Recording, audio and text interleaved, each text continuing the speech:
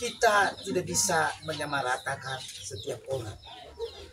Kalau yang dulu Bapak bisa melihat itu, mungkin ada something wrong, ada sesuatu yang keliru di dalam ya pola laku mereka.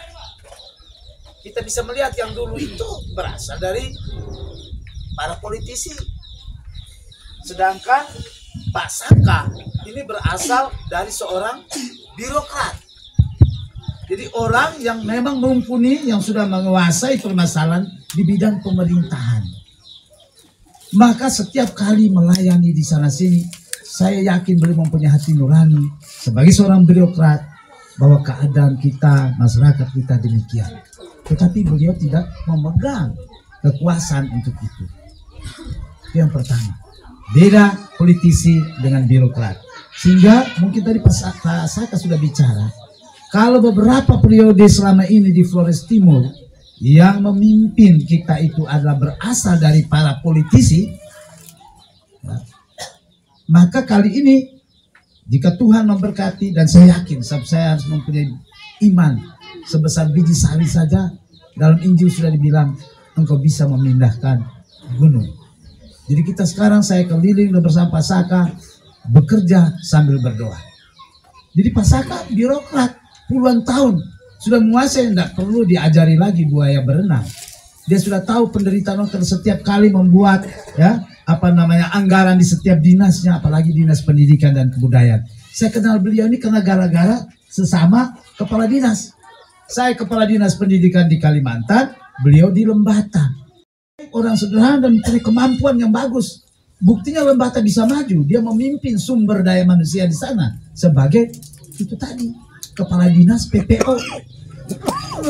Tadi beliau sudah katakan tadi dipercaya oleh Pak Yance untuk menjabarkan anggaran itu sehingga stadion bisa. Jadi kita jangan khawatir.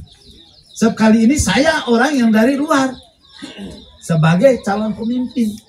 Kenapa saya orang Flores Timur tetapi berada di luar Flores Timur?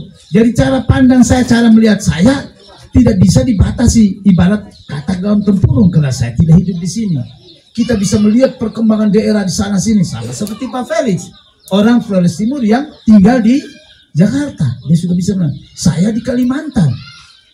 Kalimantan itu kita tahu pulau terbesar, ada kerajaan Brunei Darussalam, kerajaan terkaya di dunia, ada Sarawak, ada Sabah, dan yang lain provinsi, dan ibu kota negara juga kita pindah di situ.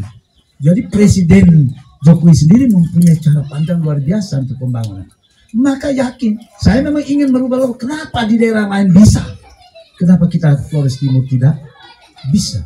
Maka untuk itulah saya ingin untuk supaya pembangunan ke depan kita harus rubah Flores Timur. Dibantu oleh saudara kita di sini. Saya memilih Pak Saka karena saya kenal sekian tahun sebagai sesama kepala dinas. Jadi jangan khawatir Bapak. Apalagi mungkin ada lagi beliau dan lain sebagainya. Pak Saka tidak bisa dibandingkan dengan yang lain.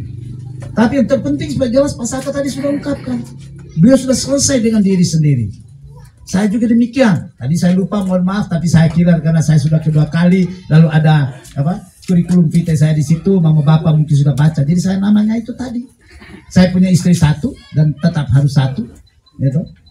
Saya tidak perlu untuk menyampaikan apa saya, ya. Saya sudah juga sama seperti Pak Saka di birokrat. Tapi saya juga agak lain dengan Pak Saka. Karena saya pernah anggota DPRD di Tanah Orang.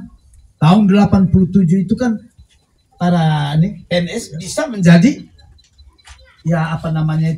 anggota dewan. Itu dipilih bukan waktu itu zaman masih Golkar, campuran ABRI, lalu Golkar sendiri dengan PNS. Di tempat kita itu sudah biasa, karena lawan sesama suku kita. Tapi di sana saya harus berhadapan dengan ada orang Jawa, orang Dayak, orang Melayu dan sebagainya. Tapi Tuhan memberi berkat, ya kita bisa menjadi juga wakil rakyat di sana. Birokrat sudah tadi sampai, ini DPRD. Saya juga punya latar belakang wirausaha. Puji Tuhan saya bisa memberkati, boleh buka Google dan siapa itu Pak Lukman tadi lepas saya juga di kurikulum kita. Saya memimpin, ya puji Tuhan memiliki sekolah-sekolah taman kanak-kanak sampai perguruan tinggi. Jadi kalau menghadapi anak-anak muda ini, saya sudah biasa menghadapi ribuan mahasiswa saya. Kadang-kadang saya suruh demo. Pernah dulu kejadian ya di sana. Wah, sampai Kapolda ucapkan terima kasih dan saya Kapolda di Kalimantan Barat. Karena saya bilang tidak boleh benar. Kalau ada gerakan yang kacau, mundur kembali ke kampus. Tetapi kamu bersuara membela para peladang dia yang ditangkap oleh polisi. Mereka ini pengadilan, sehingga akhirnya gabungan mahasiswanya saya dengan pasukan Merah Dayak dengan ini. Bisa lihat di Google, itu luar biasa. Mereka sampai anggota DPR sementara rapat saya suruh masuk supaya anggota dewan perhatikan. Duduki oleh mahasiswa saya. Tapi saya tidak mau untuk mereka dilatih untuk anarkis, tidak boleh. Tetapi berikanlah pandangan mereka. Jadi saya puji Tuhan di bidang pendidikan dan kami berdua ini orang pendidikan. Jadi jangan ajar ke apa nih namanya buaya berenang. Kita akan membuat supaya berubah polos ini. Ya. Nah, dengan usaha-usaha saya yang lain termasuk yang di sini ya. Hebat. So, ada juga orang kaya, orang yang bisa dan segala, tetapi masih temakna. Karena itu tadi masuk pada suatu akhirnya punya istri, anak, cucu lalu Lukman, Pak Saka, kalau Tuhan memberkati masuk itu. Jangan. Kita sudah cukup dan kita yang berbuat sehingga kami juga sudah siap untuk tadi Laskar Ribu Hati. Jadi adik nanti tolong jangan pesimis. Karena yang menjadi bupati itu kan saya, ya.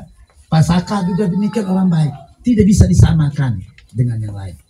Kita uji nanti. Kami dari birokrat, bukan dari politisi. Dan Pak Saka pasti bercakrawala, mempunyai pola pikir yang memang luas, bercakrawala untuk bagaimana ada Nara secara keseluruhan, Flores Timur keseluruhan. Sebab kita tidak boleh berpikir untuk politik identitas, kita bangun. Tapi harusnya sudah berbahagia bahwa masih ada juga putra leluhur kita di sini yang saya melihat bagus. Saya tidak mungkin memilih wakil saya itu orang yang tidak bagus, orang yang baik dan orang yang ingin mau memajukan leluhur kita ini.